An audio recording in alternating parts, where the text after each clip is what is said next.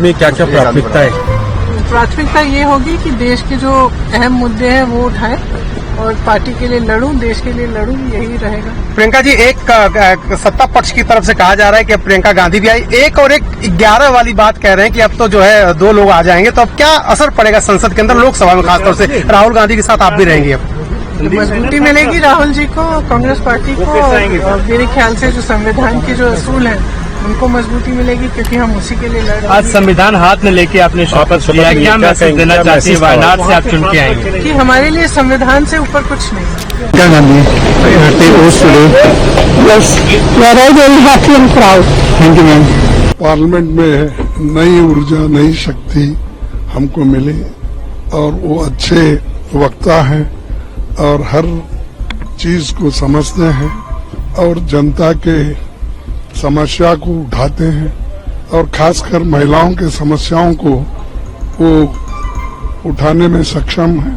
इसलिए बड़ी खुशी की बात है कि हमारे पार्टी में वो पार्लियामेंट मेंबर बने और उसका लाभ हमारे पार्टी को होगा, जनता को होगा और देश के लोगों को होगा, खासकर महिलाओं को होगा। I'm delighted I campaigned for her. I'm happy to see she's won and she's coming to take her oath here.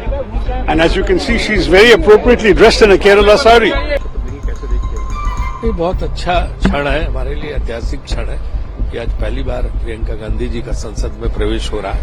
एक संवैधानिक जिम्मेदारी के पद पे वो आ रही हैं और मुझे लगता है इससे भारतीय राजनीति में निश्चित रूप से बहुत बदलाव आएगा। Priyanka Gandhi ji is a powerful ambassador of the Indian Constitution, of India's political culture and values, and is a powerful representative of women and young people, especially those of Wayanad.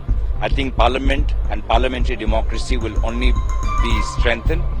We sense a new power when she was taking her oath, and we welcome her. मुबारक की बात है हम सब के लिए, और ये कांग्रेस में ही ये कमाल है कि हर 10-20 साल के बाद में एक नई लीडरशिप देश को देते हैं।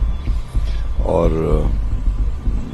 इंदिरा जी के बाद राजीव जी, उनके बाद सोनिया जी ने अपना रोल बेहतरीन प्ले किया, फिर राहुल गांधी जी, और अब जिस तरह से पूरे देश की डिमांड थी, शायद प्रियंका जी अभी भी इलेक्टोरल पॉलिटिक्स में शायद नहीं भी आना चाहती थी, मगर पूरे देश और पूरी कांग्रेस की डिमांड थी कि उनको ये रोल लेना चाहिए। प्रियंका गांधी जी लोकसभा का चुनाव जीती हैं और ऐतिहासिक बहुमत से जीती हैं।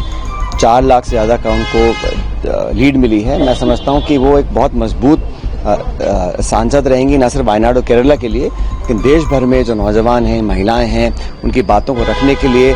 और राहुल जी नेता प्रतिपक्ष हैं, अब प्रियंका जी उनके साथ आ गई हैं, तो सरकार को और भाजपा को जवाबदेही तय करने का मैं समझता हूं अब समय आ चुका है।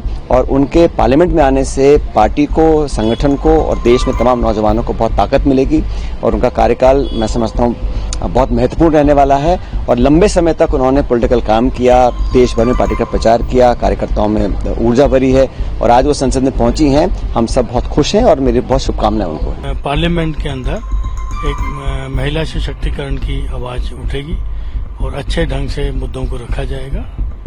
सर, आज एक तस्वीर पार्लियामेंट हॉल, सेंट्रल हॉल में इंदिरा जी की लगी हुई है, जो साड़ी उन्होंने पहनी थी, सेम आज वो साड़ी पहनकर आई। क्या लगता है कि आप परिवार को इस तरीके से जानते हैं? नहीं, मतलब मेरा ख्याल ये केरला की साड़ी थी जो आज उन्होंने पहनी थी। जहाँ तक मेरे को किसी लेडीज ने बताया कि केरला का कोई सिल्क है या क्या है, तो वो साड़ी पहनी थी। उन्होंने वायनाड को कॉम्प्लीमेंट किया।